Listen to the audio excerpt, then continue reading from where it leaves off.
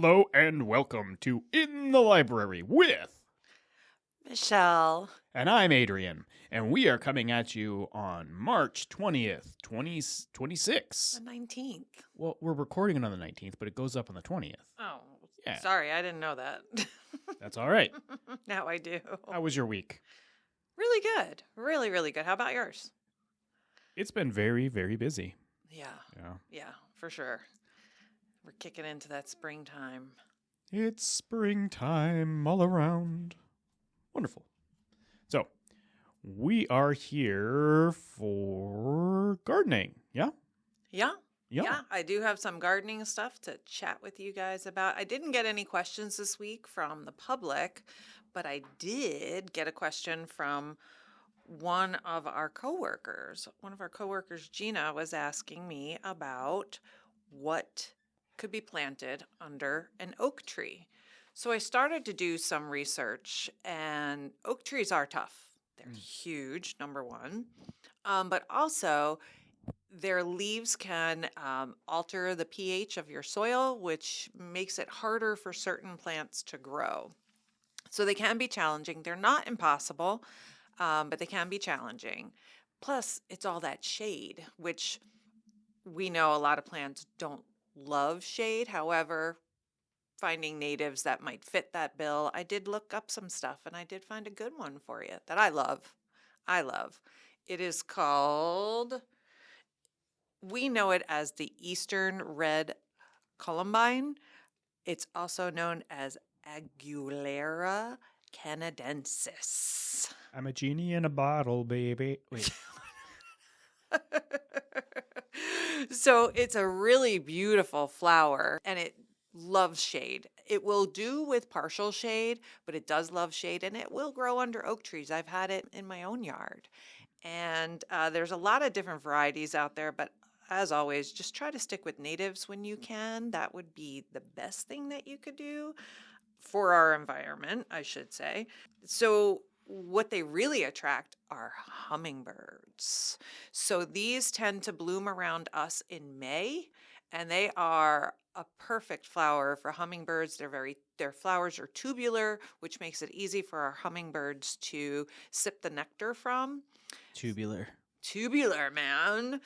So it also is a host plant for the Columbine dusky wing, which is a moth. So if you see your leaves chewed, it might be that little moth chewing on your leaves. So don't get too worried. But the flowers are a red, and on the inside, they're a yellow, and they're super easy. They self-seed really quickly. They're a short-lived perennial. So that means that they'll be around for a while, but if you let them self-seed, they do eventually die off, but their seeds will drop, and then you'll eventually have new plants. I do want to mention that this plant, if you're going to do it by seed, it needs 60 days of cold germination. So we're at the point in our season right now that you couldn't really start this from seed. However, hopefully you could find some plants nearby that might fit the bill for you. So that's the plant I wanted to highlight today. I figured it would kind of kill two birds with one stone. We could talk about what We don't want to hurt the birds. No, we're not hurting any birds here. We could plant these under oak trees, and they're beautiful, and you'll get some really cool butterflies too. And moths. And hummingbirds. Moths are the emos of the butterfly world. They are. I've heard that, They are pretty tough plants too, I'll be honest. If you let them self-seed, they'll go crazy.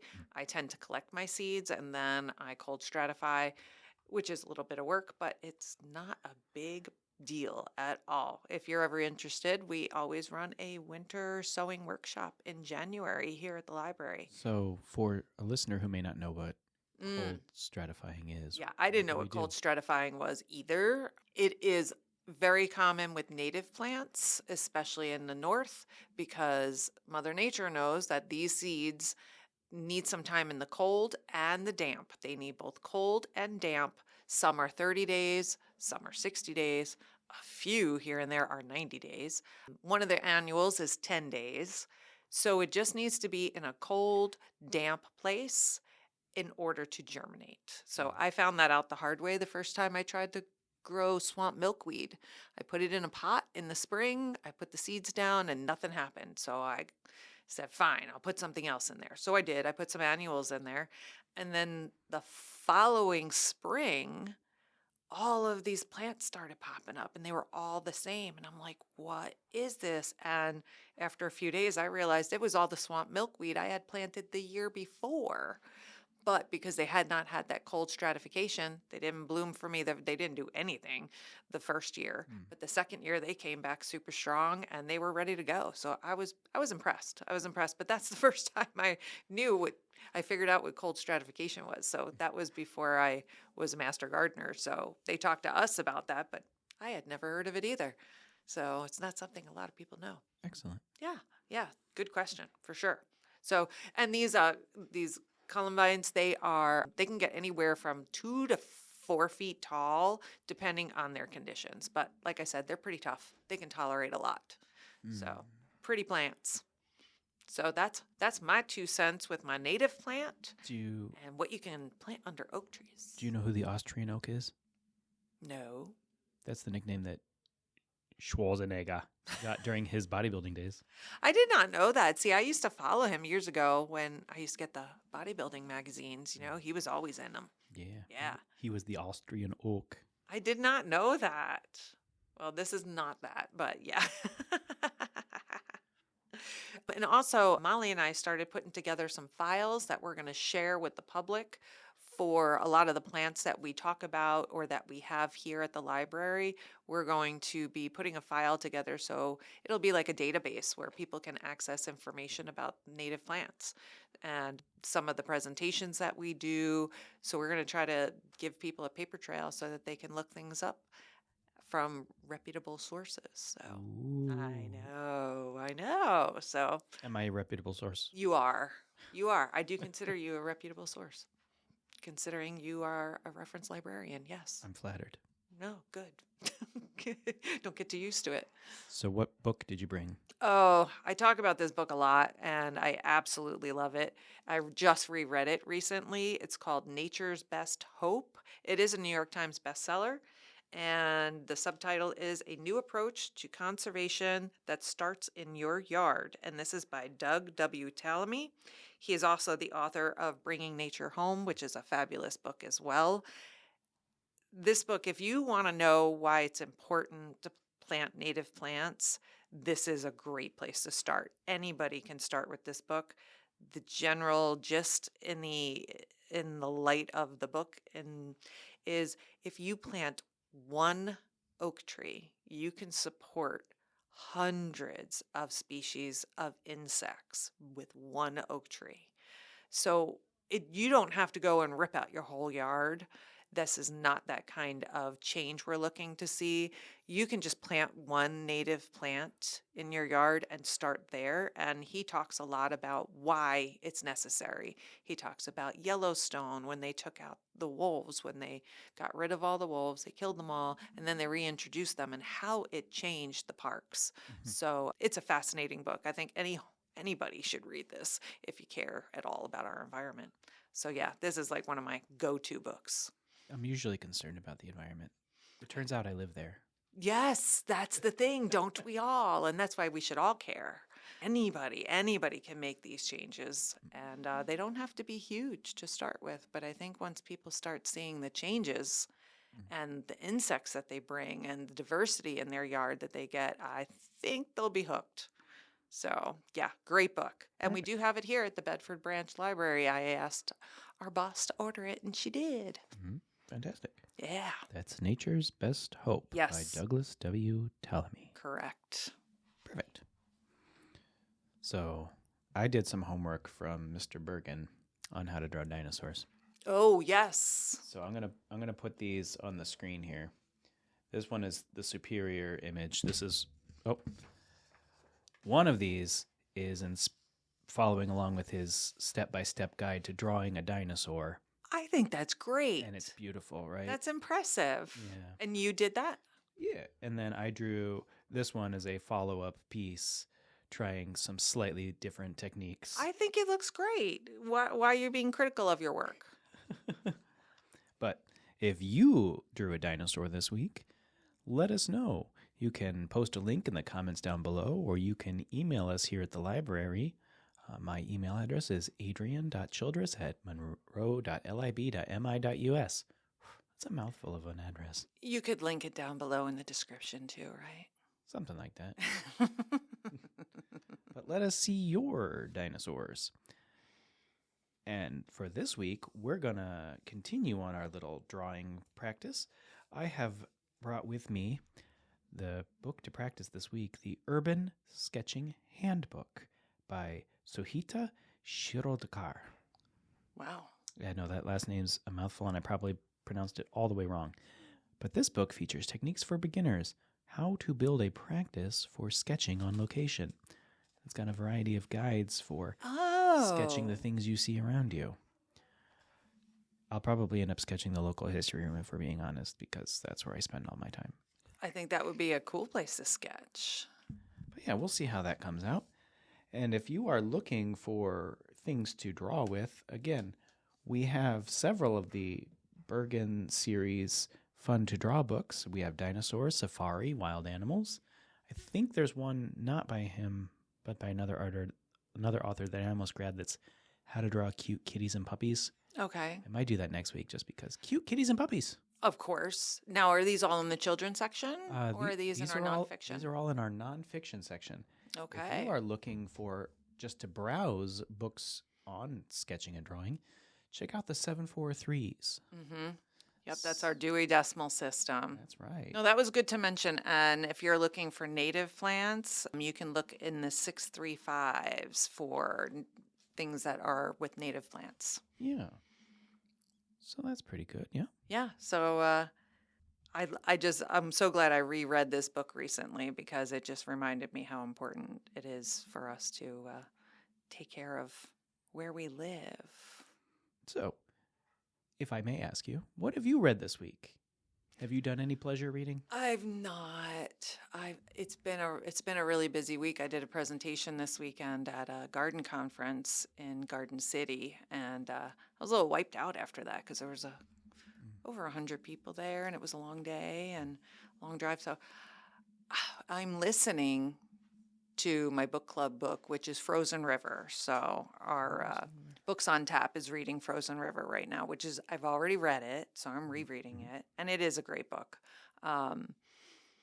So that our meeting will be in about 2 weeks. So hopefully I can get it done before then. I need to do more sitting down and actually reading, but the schedule's just been a little crazy lately. How about you? What are you reading? I just finished the Southern Book Club's Guide to Slaying Vampires by Grady Hendrix. I have not heard of this one. Are you familiar at all with Grady Hendrix? No. I have such a love-hate relationship with him. Do you read him often? I've read quite a few of his books. Okay. Okay, so for listeners out there, if you've listened for any period of time, you know that I am a huge fan of the horror novel genre. Mm-hmm. Grady Hendrix has some good ideas, but I feel almost that he has the inverse Stephen King problem. Stephen King has some really great premises, but Stephen King cannot stick a landing to save his life.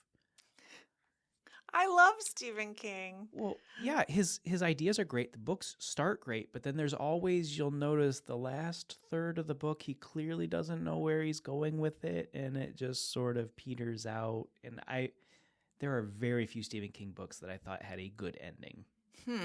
I'll be honest, okay? I am not huge on reading his books. My mother was a huge fan of Stephen King. I do love his memoir. His memoir is not long, and it's called On Writing. On Writing, and it's really well done. I love it to hear the stories about him when he was younger, and all the crazy things he used to do, and basically how he became an author. And he doesn't even remember writing Carrie, which I just think is fascinating. Or Cujo because of his drug use. Right, correct. And Carrie was the same thing. I think it was cocaine and alcohol. And he openly talks about this. And I have the book on Audible because I listen to it every couple years. And he reads it. And I love listening to his voice and the way he is so animated when he speaks.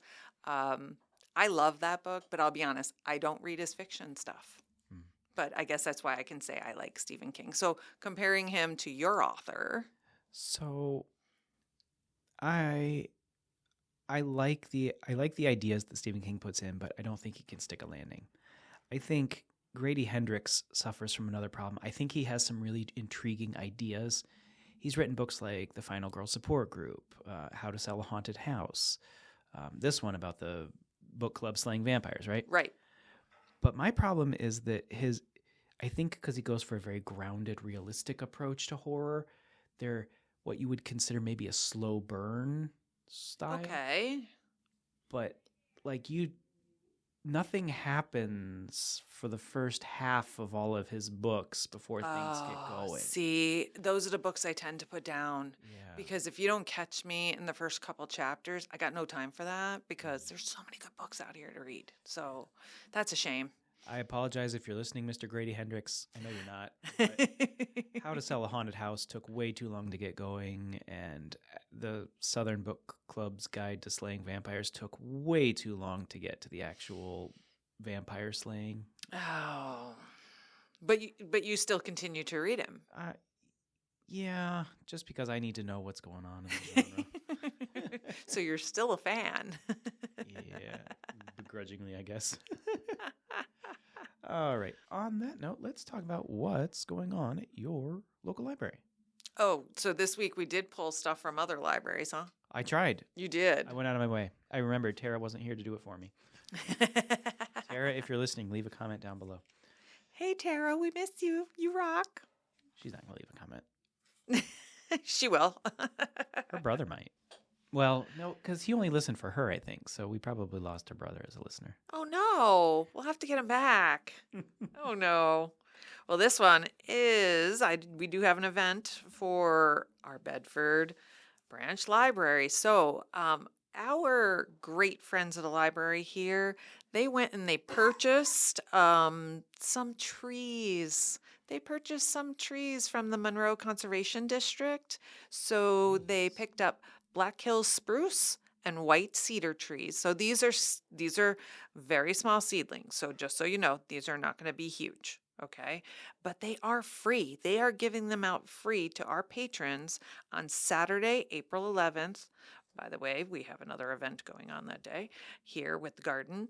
And Sunday, April 12th, to honor the upcoming Earth Day. So come and get your free native tree seedlings and help us speak for the trees. And you do not need to register, but it is on a first come, first serve basis. And my understanding is you can have one tree. One tree. Yes, one tree. So that's a wonderful thing they did. There was a hill with one tree.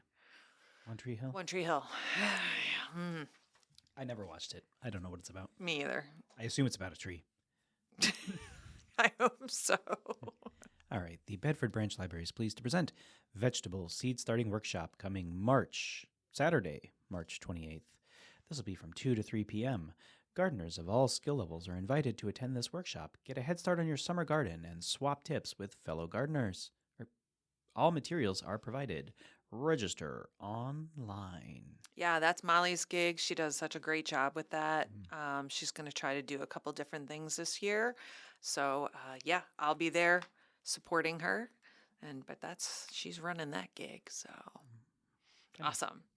And to go along with all of our gardening theme here, on Saturday, April 11th, which is the same day we start giving out trees, I'm holding a winter sowing workshop, but it's just the style of winter sowing. We're going to be sowing annuals, so you can actually get your annual seeds going. We're going to have a bunch here at the library, and we're going to teach you how to do it. So it's going to be a workshop. Once I give a lecture, then we're going to do a workshop, and you'll be able to take home some seeds with you. And the cool thing is you do not have to keep these in your house. They go right out in your yard, and Mother Nature takes care of it, and you don't have to bring trays in and out if you've ever done that, if you've ever started seeds indoors. Yes, technically we're starting them indoors, but we are creating a little mini greenhouse for them, and they will live outside until they're ready to transplant. So come join us at 2 o'clock to 3:30. This is for adults and families. And we do, let me see, are we asking? Yes, we do need registration. We just want to make sure we have enough materials. So yeah, that's April 11th, the same day we're giving away trees. I don't have any more gardening ones over here. I don't either. So we're on to different things. Boo, hiss, kidding. Okay. Let me try to. I'm going to try to sound refined for this one. Let's see if I can do it. The Bedford Community Players and Bedford Branch Library. See, I can't even get the. I'm waiting for an accent. Where's the accent? Don't you need an English accent? I can't do an English accent. Are you kidding me? The Bedford Branch Community Players and Bedford Branch Library proudly present An Evening with Shakespeare, coming Friday, April 10th, 2026 at 7 p.m. Celebrate Shakespeare's 462nd birthday with a staged reading of his late romance, The Winter's Tale. This tragicomedy is a hybrid play that blends intense tragic elements with the lighthearted pastoral comedy typical of a romance. Refreshments graciously provided by the Friends of the Bedford Branch Library. Ooh, we have a busy weekend that weekend here. Sure do. We've got Shakespeare, we've got plants, we've got trees, we've got it all. This is a place to be. We got it all. I'm not going to start singing because We could have because it all. we're going to shut down this this party if I start to sing. The party doesn't stop till we walk in. That is true. That is true. All right. So this is going to be at the Ellis Library. Okay. This is a clothing swap. Fabulous idea. How many times do you have clothes and you're like, you know what? I'm over these. I don't want them anymore. This way you can go and maybe find some really cool stuff. So it says this is Saturday, March 28th from 12 to 2 at the Ellis Library. Clean out your closets and refresh your style for free. Free. Oh man, I'm there. Ellis Library and Reference Center clothing swaps. Stop on by and shop from tables of gently used clothes. They will be accepting clothing donations for the swap starting Monday, March 23rd. That's this coming Monday. It says all leftover clothes will be donated to local area shelters. Love that. So if you have any questions, please call the Ellis Library at 241-5277. Awesome idea. Terrific. Prepare for Peeptastic Spring Break Bash coming to the Erie Branch Library March 31st, 2026 at 12 to 2 p.m. Hop in for a Peep Taste Test Challenge. Try 8 different flavors, vote bracket style, and help crown the winner. Then explore activity stations filled with Peep-themed activities and challenges. Sweet fun for everyone. Register online at bit.ly/EeriePeep. Do you eat peeps? I have been known to eat a peep. I don't think I've had a peep in years. What? How did you eat your peeps? Did you bite the heads off first? Oh yeah, totally bit the heads off first. And then it just seemed really terrible after that. But See, I don't do that. I have to pop the whole peep in my mouth because I feel bad to I can't. You don't feel bad eating the whole thing. You just feel bad biting that off. Morals or something. Oh yeah. Oh yeah, lots of sugar. Woohoo. All right. And this is a big deal. We've already had patrons asking us about this.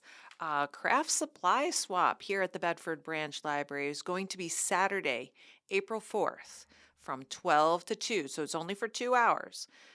And this is for adults, not for children. I mean, you can bring your kids with you, I'm sure.